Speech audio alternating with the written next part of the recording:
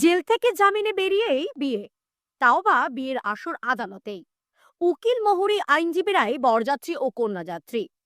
উত্তর 24 পরগনার দুলহা আর দুলহান নদিয়ার।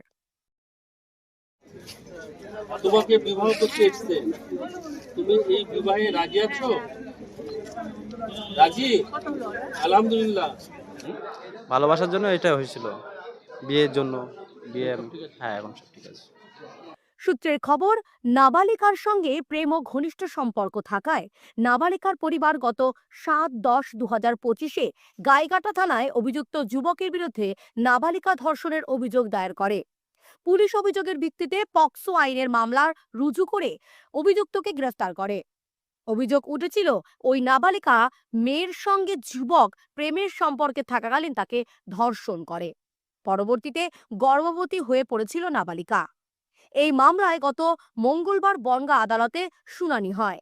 মেয়ের পক্ষ ও ছেলের পক্ষের উভয় আইনজীবীরাই বিচারকের কাছে আবেদন করেন। মেয়ের 18 বছর বয়স হয়ে গিয়েছে। এখন ছেলে ও মেয়ে তারা দুজনেই বিবাহ বন্ধনে আবদ্ধ হয়ে সুখের সংসার করতে চায়। বিচারক এই আবেদনের সাড়া দিয়ে অবশেষে যুবক যুবতীর 4 হাত একসঙ্গে করার সহমত দেন। অভিযুক্ত যুবককে 10,000 টাকা ব্যক্তিগত বন্ডে জামিন মঞ্জুরের পর জেল থেকে বের হয় যুবক। এরপর আদালত চত্বরেই বসে বিয়ে আসর। কাবিলনামার মধ্যে দিয়ে ধর্মীয় আইন মেনে কাজী সাহেব বিয়ে পড়ান। দুই পরিবারের সহমতে বহু আইনজীবীদের উপস্থিতিতে বনগাঁ আদালতে বিবাহ বন্ধনে আবদ্ধ হন যুবক যুবতী। এ বিষয়ে সরকারি আইনজীবী সমীর দাস যেমনটা জানালেন। আজকে জেলখানার থেকে রিলিজ হওয়ার পরে উভয় পক্ষের গার্জেনরা উপস্থিতিতে এবং বহু আইনজীবীর উপস্থিতিতে আমরা এই বিবাহটা কোর্টের মাঠে যে সম্পন্ন কাজ হলো। সে এই বিবাহিত রাজি আছে এবং সাক্ষীগণ জানে। তুমি এই বিবাহিত রাজি আছো তো? 10,001 টাকা দিনমোহর ধার্যে তোমাকে বিবাহ করতে এসছে, তুমি এই বিবাহে রাজি আছো? রাজি? আলহামদুলিল্লাহ, রাজি আছি। তুমি এই বিবাহিতে রাজি আছো? এই বিবাহিতে রাজি?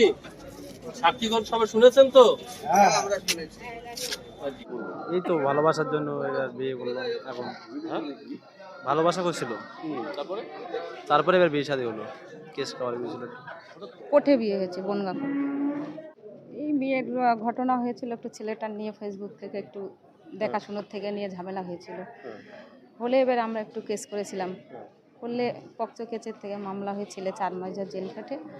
ছেলে আজকে ছেলে বাবা মেনে নিয়েছে, নিয়ে কোর্ট থেকে বিয়ে শাদী হয়েছে। আমি বৌমাকে মেনে নিয়েছি, আমি মেনে নিলাম, আমি মেনে নিয়েছি।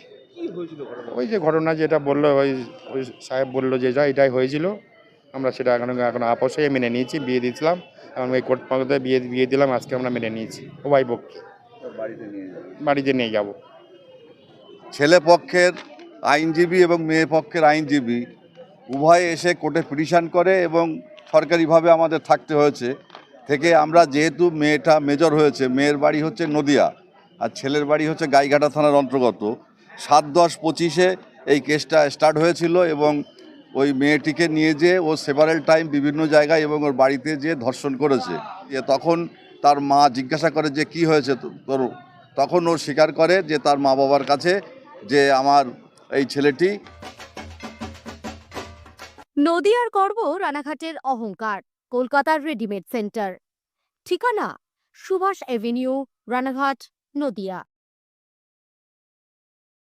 যে আমার সঙ্গে সেভারেল টাইম আমাকে ধর্ষণ করেছে এবং যার ফলে আমি গর্ভবতী হয়ে পড়েছি এবং আমার সঙ্গে এই কাজ হয়েছে। তখন গাইঘাটা থানায় একটা মামলা হয় এবং ধর্ষণের মামলা 7-10-25-এ গাইঘাটা পিএস কেস নাম্বার 970/2025 এই ধারায় মামলা হয় এবং 6 পক্সো ধারায় মামলাটা রুজু হয়, যেহেতু ধর্ষণের ঘটনা ঘটেছিল। এবং সেই পরিপ্রেক্ষিতে গতকাল আমাদের বক্তব্য ছিল যে যেহেতু মেয়ে ঘটনার সময় মাইনর ছিল, কিন্তু এখন যেহেতু মেজর হয়েছে, ওর 18 বছর 1 মাস মতো বয়স হয়েছে অ্যাকর্ডিংস টু তার বার্থ সার্টিফিকেটে, সেই হিসাবে আমাদের কোনো আপত্তি ছিল না। আমরা তখন বলেছিলাম যদি তারা বিয়ে থাবা করে সুখে শান্তিতে ঘর সংসার করতে পারে, সেই জন্যে আমাদের এই জামিনে আপত্তি নেই, সেই মর্মে জামিন দিয়েছিল। এবং আজকে জেলখানার থেকে রিলিজ হওয়ার পরে উভয় পক্ষের গার্জেনরা উপস্থিতিতে এবং বহু আইনজীবীর উপস্থিতিতে আমরা এই বিবাহটা কোর্টের মাঠে যে সম্পন্ন কাজ হলো এবং আমরা চাইবো যে আগামী দিনে সুখে শান্তিতে ঘর সংসার করুক। বিয়েটা আমাদের কোর্ট চত্বরে দেওয়া হলো যেহেতু একটা কন্ডিশন আরোপ ছিল এবং বিপুলবাবু, এই লক্ষ্মী ম্যাডাম, এদের উপস্থিতিতে এবং এরা যেহেতু আইনজীবী তাদের উপস্থিতিতে আমাদের এই বিয়েটা আমরা সুসম্পন্ন করলাম এবং কাজী উপস্থিত ছিল এবং সেখানে কাবিলনামাও তৈরি হয়েছে এবং সেখানে তারা দেলমোহর ধার্য হয়েছে, হওয়ার পরিপ্রেক্ষিতে 10,001 টাকা সেই মর্মে আজকে এই বিয়েটা সম্পন্ন করলো। যদি তারা বিয়েটা কন্টিনিউ করে তাহলে আমাদের কোনো আপত্তি নেই। যদি দেখা যায় যে এই বিয়েটা পরবর্তীকালে টর্চার হলো মেয়েটার উপর, তাহলে আবার আমরা পদক্ষেপ করে আবার তাদের বিরুদ্ধে ব্যবস্থা নেওয়া হবে।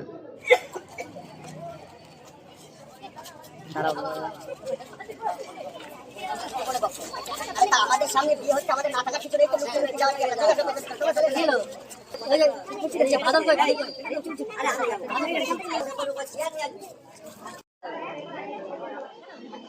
একই সঙ্গে একই সঙ্গে ঠিক আছে। ব্যুরো রিপোর্ট, বর্তমান ভারত।